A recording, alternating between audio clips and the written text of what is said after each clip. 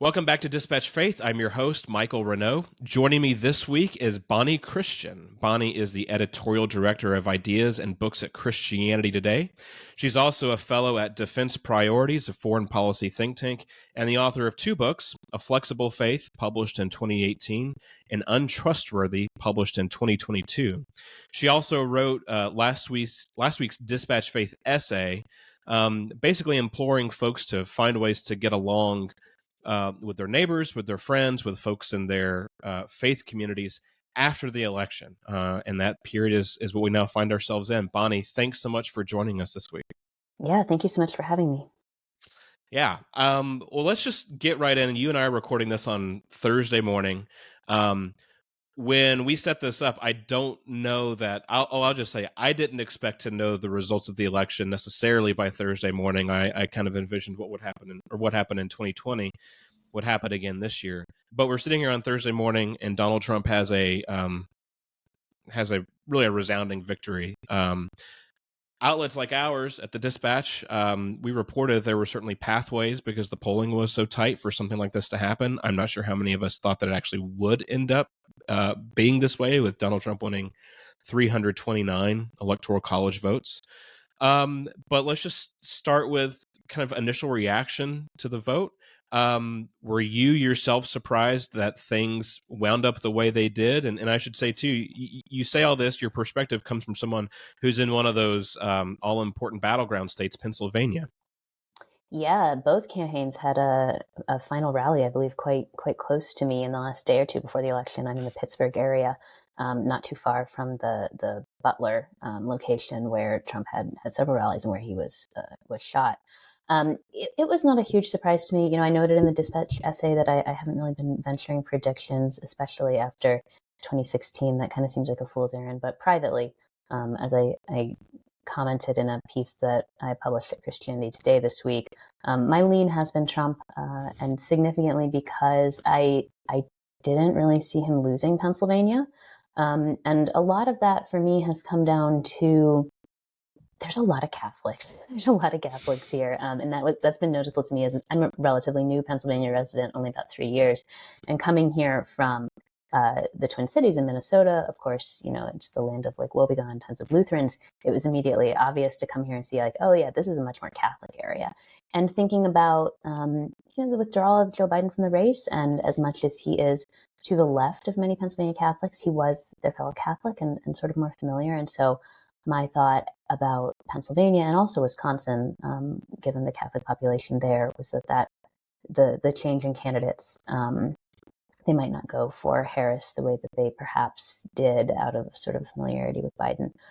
So I would say I probably expect it to be a bit closer in the Electoral College, but if forced to pick, Trump has been my lean for a while. It's interesting. Some of the analyses that I've read and what we've talked about here at the Dispatch has been that some of the demographic shifts in the way that Trump, won so much more percentage-wise of the vote than he did in 2020. Really, that some of those demographic shifts are so large that some of it was baked in before, the ill-fated presidential debate in June between him and Joe Biden, and then the waffling, the weeks of turmoil with Joe Biden eventually deciding to get out of the race, or really having his hand forced to get out of the race. So it's interesting that you say that you think that shift may have played a part, at least with the Catholic vote, getting Trump more Catholic votes. Because I guess my initial reaction is like, none of the small stuff mattered as much as all the bigger macro realities of the election and the state the country was in. So when you say that, did you have any kind of interpersonal conversations or interactions with folks in the Pittsburgh area, neighbors, or anybody else that kind of leads you to think some of that? It's mostly a vibe. It's mostly anecdotal. But, I do have Catholic neighbors. There's a very nice old Catholic man across the street from me who raised 10 children in his home. And based on his yard signs, he doesn't have a Trump sign out, but he has a Republican congressional candidate sign out. And I think that's where he's leaning. And that's, insofar as I know my neighbors, that's sort of the pattern that I've seen. But it is a vibe. And I think you're right about a lot of the big picture issues being, people cite economic and immigration issues. Obviously, those have been huge. but especially when we're thinking about like turnout and enthusiasm and what sort of feels like a gut level threat or worry for people, I find it hard to totally discount some of the more religious and social questions factoring into people's perspectives. Sure. Just to, get into some of that, I'm using some exit polling data from the Washington Post here, but really across the board, Donald Trump did pull, I think it was 6% more of the Catholic vote in 2024 over 2020. The Protestant vote, he pulled, I think, 2% more. He still had about 81% of the evangelical Christian vote. I think turnout overall was down in terms of top line numbers, if I'm remembering I've heard correctly. that. But yeah, but still that percentage is very high up there. And even Trump's share of non-Christian religious voters was up, and a lot was made of some of the conversations going on in Michigan and how many folks just refused to vote for the Democratic ticket. Muslims in that community, particularly like Dearborn, places like that. I guess as you look at the big picture, not wanting to get too mired in the particular details, Bonnie, I mean, what do you? A lot of talk has been about shifting coalitions and realignments, and yada yada. What do you see when it comes to kind of the big picture and really what it means for our politics more generally, even outside of who's on whose team anymore? Yeah, I mean, I think that there is a growing sense of us versus them splitting along religious generally versus secular lines. That there's sort of a sense that for certainly not all, but for a lot of the sort of like big name leaders of the Democratic coalition, religious concerns as such are sort of unintelligible in a way that was particularly highlighted during the pandemic, where you would see comments from people likening church attendance to brunch, of like, these are both things that you need to put aside for the sake of the community. And of course, for any religious person, service attendance is not like brunch. It's very, very different. And the fact that you would put those in the same sentence signals just a huge gap in how people see the world, and a gap that is kind of difficult to bridge. And so that's something that I see. I also do think that, and I wrote about this at MSNBC this past weekend, that when we're thinking about religious voters, I think J.D. Vance was actually a pretty good pick. I came across voters who had never supported Donald Trump, did not like Donald Trump, but they were quite taken with J.D. Vance and the way that he speaks. I'm not hugely enthused about Vance myself, but the way that he speaks about his faith rings sincere to me and rings true to me in a way that we have not seen from other presidential candidates in recent years, especially from Trump. And I do think that mattered for some people. Yeah. Do you think, I think you're right about J.D. Vance, and we've had, a few weeks ago I talked with Matthew Lee Anderson, who's written some pieces for us on kind of what now for the pro-life movement. One of the points that he raised was that he thinks that J.D. Vance is particularly in the vice presidential debate with Tim Walz in October, that Vance had this way of talking about abortion itself, talking about kind of the charge before the pro-life community. I mean, so we saw more pro-life victories, if you want to put it that way, on Tuesday night with some of these referenda going kind of the pro-life movement's way. Up to that point, there have been 7 referenda across the country, none of which had gone the right way. So Matt Anderson's take was basically his message is getting through. And the way that he talked about abortion and what the pro-life movement needs to do in order to be more convincing and winsome and charming and such and so forth. That's the way the pro-life movement really should have been talking about some of these issues, for the long haul.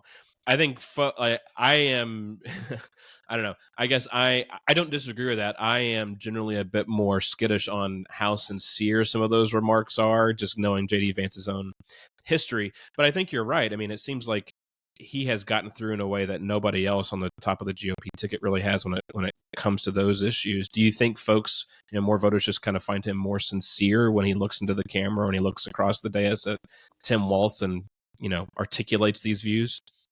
Yeah, maybe. I mean, I think it is clear that issues around not just abortion and other, like, specifically pro-life questions, but the broader questions of fertility and family policy. I think it's apparent that this is like a real interest for him. And maybe you don't agree with all of his policy takes on it, but he's like personally writing 500-word tweets on the subject. Like there is a substance there and a personal interest there that is does feel refreshing on the scale of a national politician like this, who's not the vice president elect. And I do think that potentially will matter. I just published a piece this morning at Christianity Today by Jim Antle from the Washington Examiner, talking about Vance as a potential bridge between sort of Trump-style populism and Christian conservatism in a way that Mike Pence, Trump's former vice president, just never really panned out to be.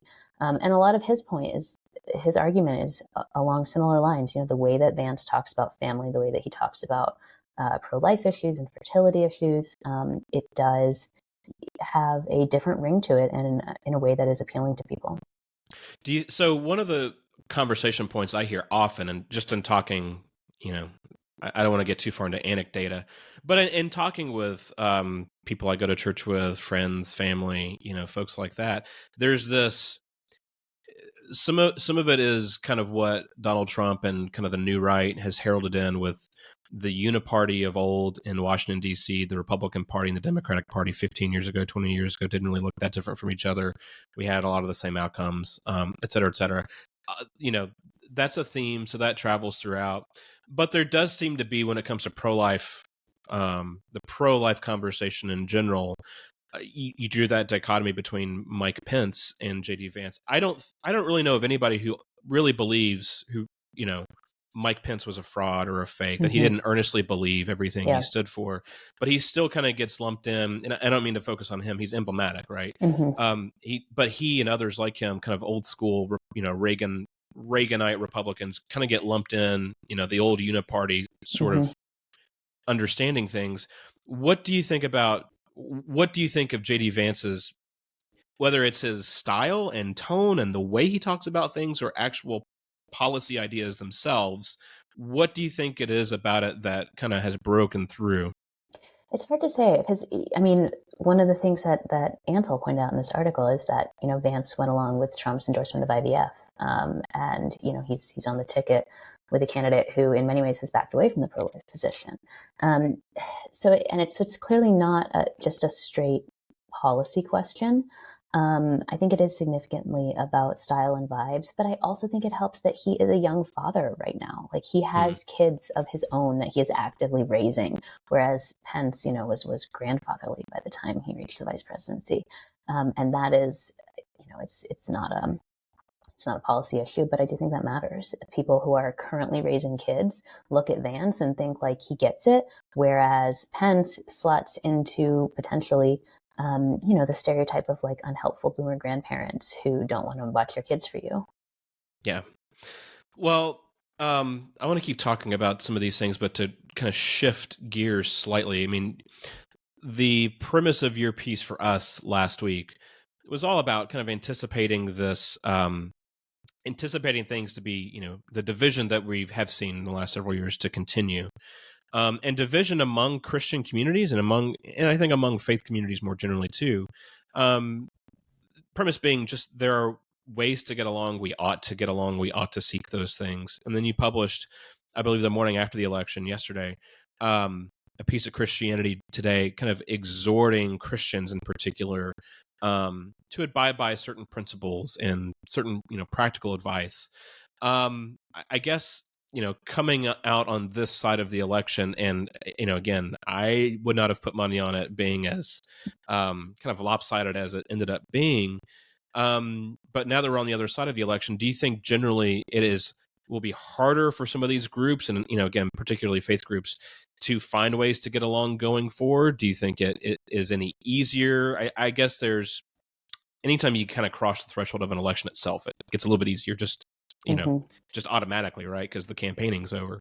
But do you think anything fundamentally has changed on this particular front in light of Tuesday's results? I've sort of said, half joking, half serious, that my one case for Donald Trump winning this election is that then the Constitution locks him out of running again.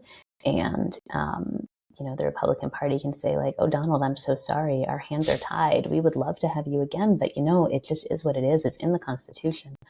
And so there's a sense in which I think it's a good thing that we're ripping the Band-Aid off, right? Like the second Trump term is happening now. I think that if he had not won, it is not outside the range of possibility that he would have come back again in 2028 and we would have been in, like a 16-year Trump cycle instead of what we're getting, which is 12. And so in that sense, maybe it will be easier. Maybe that does sort of set an end of this, there's an end point where at some point he will be post office and we will hopefully move on to different conversations. Because I think that like Trump himself as a person uniquely affects the way that we deal with each other in the way that someone else, like say JD Vance, espousing the exact same policies, and I don't think it would be exactly the same, but even if it were, it's just not going to have quite the same effect.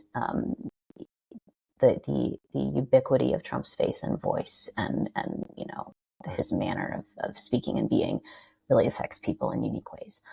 So I do think maybe that does make a difference. I hope so. Yeah, I'm kind there is a sense, as much as I didn't like either candidate, but there's a sense in which like having that timeline I think is good. Yeah, you wrote. I mean, you kind of took a little bit of a shot. I don't know. Maybe that's too strong. David Frum over at the Atlantic and that Christianity Today piece, in which he wrote a piece, saying America is different now. This is a different America we're waking up to on Wednesday morning. One of our own writers, Nick Catoggio, kind of implied or said in a piece he wrote yesterday, reacting to the election, that America's broken now. This, the subhead for his piece was "You broke it, you bought it." Do you think fundamental? I mean, you push back on David Frum's piece a little bit, so obviously you don't. But why do you think that this isn't some big breaking point in America, this particular election? I mean, I think about it at two different levels. One, at the level of, policy. Obviously, I think Trump is going to try to do many things that I disagree with. I also think that he is too impatient and incompetent to do a lot of it. And I think a lot of it he will try, even if he does get, the Republican trifecta with both houses of Congress, I think a lot of it he will do just by executive order, as all presidents do now. And the next president will come in and undo it or quietly let it lapse. I have great impatience with both parties, but especially parties when they, control both houses of Congress and the presidency and are railing against the forthcoming abuses of their opponents, and then they don't do jack to actually constrain the power of the presidency. So I roll my eyes a little bit at all of this, like, oh no, it's all different now. If you thought that, pass some laws to keep the president from doing stuff and ruling by pen and phone. I don't really take those complaints seriously from people who are not advocating day and night for constraining the imperial presidency. Also, we've been through an entire Trump administration now, and it was bad, and there were things that should not have happened, and there are things that should have been constrained by law, things that I'm happy were undone when he left office. But this whole like, oh, we're in new territory, I don't know, is it that new? We have gone through this before and it wasn't great, but we got through it. With the level that I was mostly speaking about and pushing back on the Frum piece is at the level of the people. And that's a lot of what he had in mind. I don't think he was just talking about at the level of policy. And that was at the level that I was writing at, and just saying like, I understand we're all very mad right now and we're all very worked up, but your friend or your family member, whomever, who voted this bad way, they had the same politics a week ago. It's not actually different. And like, yes, you disagree with them, but also, I always think about in one of the elections, in maybe it was a Nixon run or a Jimmy Carter run, I don't know. My mom can't remember who she voted for. She remembers like watching the debates and like having strong feeling, and she can't remember who she ended up voting for. And those were not inconsequential elections either. And I just think both of my pieces, the piece of the Dispatch and the piece at CT, are very much fundamentally asking that we have some degree of historical perspective, and that the things that we are angry about now are real and important and the differences do matter, but also in the grand scheme of things, they are not the worst thing that has ever happened. They are not the biggest difference. And we in time, these differences will look different to us than they do now. Sure. I really hope 40 years from now I could look back at this time and go, I don't even remember who I voted for. I don't know. We'll see. Do you think? I mean, you wrote about this in your Dispatch Faith piece for us too. There are times, these tensions of not that our vote is inconsequential, and I would even say it's not even just our vote; it's whatever activity we're partaking in on the political realm. Mm-hmm. It's not just that it's inconsequential; it is consequential. It does matter. But at the same time, I mean, I think you wrote. I don't have the quote pulled up in front of me exactly, but you wrote that there are times when you just need to stop back and consider if you're interacting with someone at your church, let's say, or just friends, neighborhood folks, family, whatever, to stop back and say, is it really worth confronting what I think is a wrong take, not just to win an argument, I guess, but because you believe these things are consequential and they do Mm-hmm. matter. I'm just wondering, kind of, you touched on that in the piece, but how does that debate in your head go when you find yourself in those situations of, in my church tradition, we talk about promoting the peace and purity of the church, Mm-hmm. earnestly seeking to do that. But also, I think, as you put it as well, wanting to conform yourselves to the truth and what the truth says about particular issues. How does that tension get played out in your own interactions, I guess, sometimes? Yeah, for me, a lot of it has to do with what are the practical fruits of this person having this bad idea in their heads. Is it causing them to blow up relationships, right? Because they just like can't stop ranting about it. Is it like, are they going to go, I don't know, do a January 6th? Like, are they going to go actually maybe harm someone?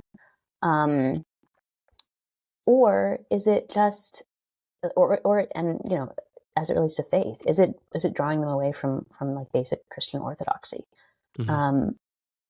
If the answer is yes, well then maybe you do need to have some conversations, right? But if it's just like he has some bad thoughts, like not even like evil thoughts that I think are factually incorrect. How is that my business? How is that, like, it's not my business. It's not, if it's not bearing bad fruit. We all have incorrect ideas in our heads. Like, if something that we think about as more harmless, like say someone believes the moon landing was fake, most of us in this day and age are not going to get into like a really serious, maybe relationship ending argument over, is the moon landing fake? Because we know it doesn't matter. It's not going to affect their lives. It's not going to affect anyone else's lives. They have no power politically to influence that. So like, who cares? People can think a wrong thing and it's okay. Mm-hmm. It's not ideal, but it's okay. We live in a fallen world. People are going to think wrong things. And so that's kind of where the question turns for me. Like, I have a relative who was very pro-Trump and was worried that Harris was going to win, and told me recently that this, on the assumption that Harris would win, this is probably the last election we're ever going to have. And I just, didn't answer and like passed the potatoes and we moved on. Because it was not worth, like, my kids were at the table. I'm not going to have a fight with you about this. It doesn't affect anything for him to think that. And now the election's over and he knows it was wrong, and we all move on. Yeah. I can't help but think, I mean, you have kids, I have kids. I can't help but think of some of the conversations I have with my kids when they're bickering and fighting, and somebody says something and the other snipes and gets their shot in, and having that exact same conversation. Like, so what if she's wrong about that one Mm-hmm. particular thing? Is it worth the fight that's going to spill out as a result? So, I don't know. Sometimes it is just as simple as thinking about getting along with your brothers or your sisters. Yeah, I mean, I think as a culture, we've come to really, this is sort of a hobby horse of mine, especially in the social media age, we've really valued raising awareness and being aware, as if having the right information in your head is itself an act of virtue and a way to change the world, but it's not actually. Most of the time, like, just being a random person who is aware of something, that doesn't actually fix much. There are times that are exceptions, but I think we put far too much attention on wanting everyone to have like perfect mental purity, potentially at the cost of a perfectly good and loving relationship with them. Yeah, that's you're doing my work for me. Thank you for the very nice segue to your book. published in 2022, Untrustworthy. I did want to touch on that. I think it has a lot of bearing for these conversations we're having now, too. But just real quick, for folks who are not familiar or haven't read it, just what's the premise of the book and what were you trying to accomplish in writing it? Yeah, you know, it's been 22 years since it came out. I'm not as smooth in this. I haven't been on the podcast circuit for it in a while. But the basic idea is, you know, I think we're all kind of aware of how chaotic our information environment has become and how disorienting and confusing it can be, and how, especially but not only online, and especially but not only in political contexts, we just sort of often find ourselves wondering, like, what is knowable, who is trustworthy, uh, you know, what should I be accepting here? What do I need to scrutinize, and how can I even scrutinize it when there's so much of it and I can't possibly, you know, have the specific knowledge to screen all of this stuff that's coming my way all day, every day. And so the book is thinking about that situation that we're in, and sort of exploring what are some of the specific dynamics of it that it's helpful to be able to recognize on the large scale, but then also thinking about it significantly as a discipleship issue, as a matter of what kind of people we are, and responding to it not at the level of big top-down policies, or, you know, they're going to magically finally get the moderation right on social media, but rather thinking about us as consumers of information and as consumers of knowledge, thinking less about the information that's out there and more about our posture as we're encountering it. So how do you, again, it came out 2 years ago, so you're working on it, but, you know, between these two respective election cycles. I don't mean this question in terms of the electoral politics of the whole thing. I mean more kind of what you said a minute ago about the people level, the conversations that we're all having around the election and regarding our politics. But how do you think you went into this particular election cycle differently, having worked on the book, than if you had not actually taken the time to research and write the book? Yeah, I mean, I think that the biggest thing is how much it pushed me toward trying to have that degree of calm. I don't know if that's the right word, but understanding that, as much as, you know, I talk about ideas for a living. Like, I'm not ethically blasé. It's not that I don't think these things are important. I do, but thinking more carefully about what do I actually have the responsibility, what is my actual responsibility here, and what is the priority here. And, you know, I can't fix other people. I can't fix Twitter. But I can think about what I'm doing with my own time and my attention, and my behavior. And I can also think about that for my children. Yeah. Do you think there's anything fundamentally, or even on the edges, like peripherally, different about the kind of the information climate we're living in now as opposed to 2 or 3 years ago? Yeah, the two things that I would point to, one is Twitter has changed. I was just telling someone yesterday, I think that the best thing that ever happened to Donald Trump was getting kicked off Twitter, because he was no longer constantly in the forefront of all of our lives with his, like, inane pronouncements. And I think people have forgotten just how tiresome it was to have him just out there every day. But particularly with Elon Musk's purchase of it and a lot of more progressive and journalist types leaving, it doesn't do the same kind of cancel culture, for lack of a better word, campaigns. That it's not sort of like the place for it in the way that it was a few years ago, and that is a difference. And I think a difference for the better, that doesn't, you know, you used to see those sweeping through fairly often, and it doesn't happen in quite the same way. And I think that's good, which is not to say that all the changes that Musk has made to Twitter are good, but I think that one is good. Sure. And then the other big thing that I would say is TikTok and you know, related short form video. When I was writing this, it was mostly in the summer of 2021. And even though that is quite recent, it just was not a thing in the same way. I mean, it was on the rise for sure, but it was not a thing in the way that it is now. And so I did talk about video some in the book, but I didn't talk about it to the extent that I would if I were writing it today. And I think that video, and I talked about this mostly in connection to, like, more old school cable news, And I think it's equally true of that. But I think video, and I realize the irony of saying this as we're doing this on a video, I think video is a especially short form video, and both TikTok and cable news segments are much, much shorter and faster paced than this. That kind of video is very, very bad for any kind of serious conversation. Because even in something like this, like the number of claims and fact claims, truth claims that we can make in something that you consume quite quickly, it is so many. There's no way people can fact check it realistically. There's no way you can find out in a normal amount of time if the things that I'm saying are true. And so I don't know, I'm not saying like people should never watch a video about serious things, especially if it is slower and longer and more thoughtful.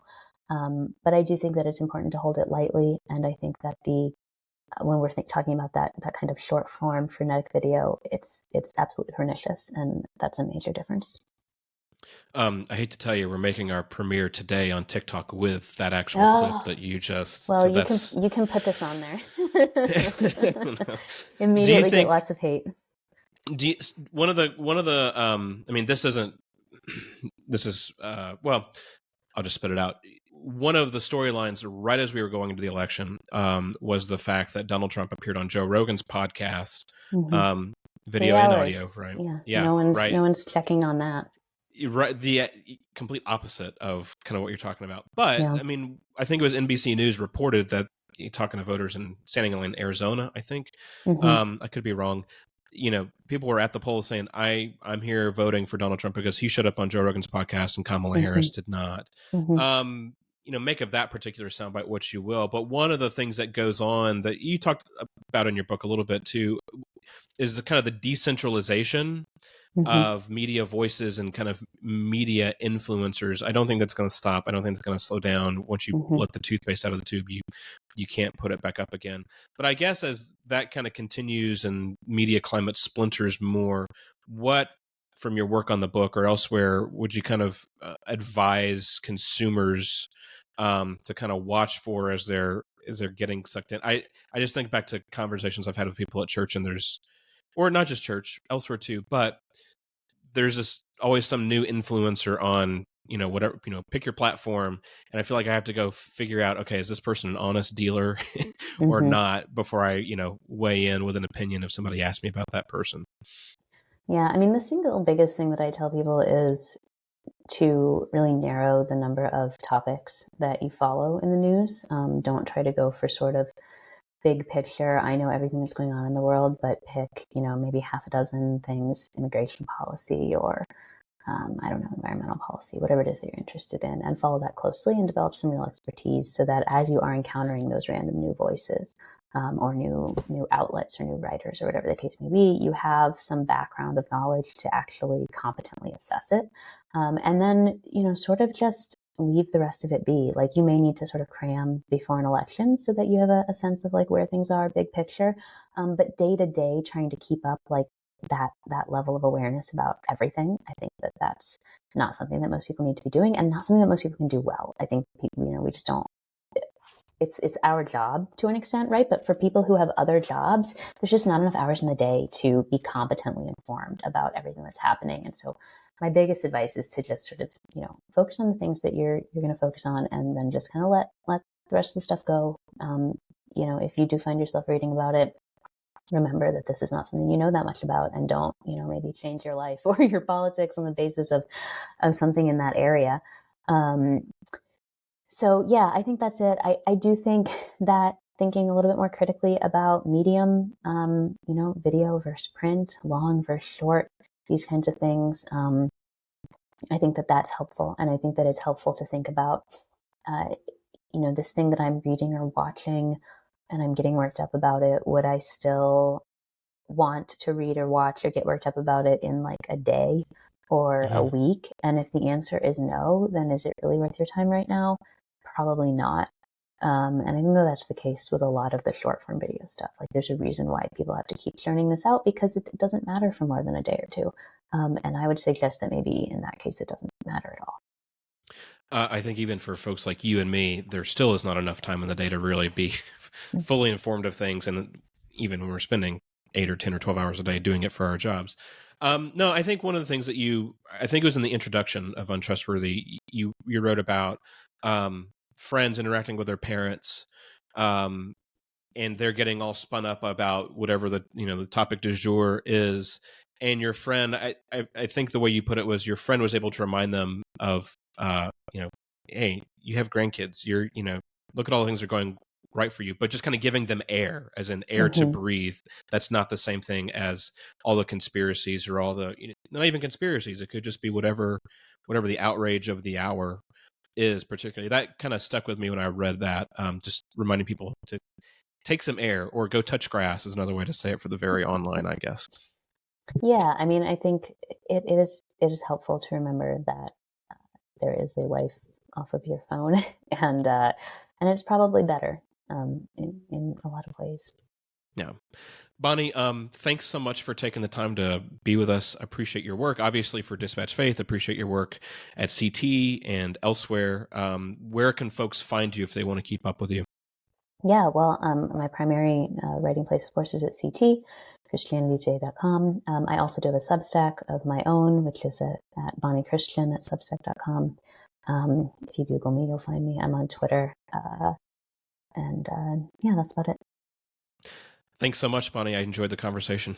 Yeah, thank you again.